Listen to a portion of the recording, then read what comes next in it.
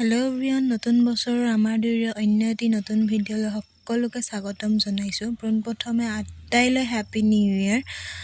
নতুন বছৰৰ দ্বিতীয় দিনটোতে আমি লগৰখিনিৰ সৈতে এটা খুব ধুনীয়া ঠাইলৈ গৈছিলোঁ আৰু ঠাইটো হ'ল ধাৰাপুৰ। ধাৰাপুৰৰ অলপ আগত গৈ এখন নতুনকৈ দলং বনাইছিল আৰু এয়া আমি ঠাইখিনি আহি পালোঁ।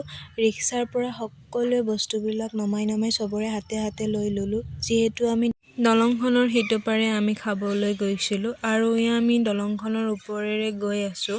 যিহেতু এতিয়া নদীৰ পানীবোৰ শুকাবলৈ ধৰিছে আৰু খুব ধুনীয়াকৈ বালিবোৰ ওলাইছে আৰু এয়া আমি বালিৰ ওপৰত কাপোৰখন পাৰি লৈছোঁ। এয়া চানা যোগাৰ কৰিছে, চাহৰ লগত ব্ৰেড, বাটাৰ, কণী, কেক, বহুতেই কিবা কিবি আছিল। তাৰ পাছতে আমাৰ এয়া আলু কাটি আছে, পিঁয়াজ কাটি আছে। তাৰ পিছতে আলু পিঁয়াজখিনি কাটি হোৱাৰ পিছতে ধুবলৈ বুলি লৈ গ'ল। তাৰ ধুই অনাৰ পিছতে এয়া পনীৰখিনি বহাই দিছে। পনীৰখিনি হোৱাৰ পিছতে এয়া আমি কমলা খাইছোঁ। কমলা খাই উঠাৰ পিছতে মাংসখন বহাই দিছোঁ। মাংসখিনি হয় মিনি লগৰ কেইজনীমানক চাব দি অলপ আগত গৈ আমি ফটো উঠিব গ'লোঁ। ফটোবোৰ ইমান ধুনীয়া হৈছে। তাৰ পাছতে এয়া আমাৰ খানা ৰেডি হৈ গ'ল।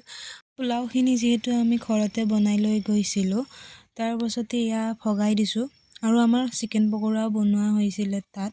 আৰু সকলোবোৰে খাবলৈ ইমান টেষ্টি হৈছিলে আৰু এই প্লেনিংটো আছিল আমাৰ 2 মাহ আগৰে। ফাইনেলি প্লেনটো ছাকচেছ হ'ল আমাৰ।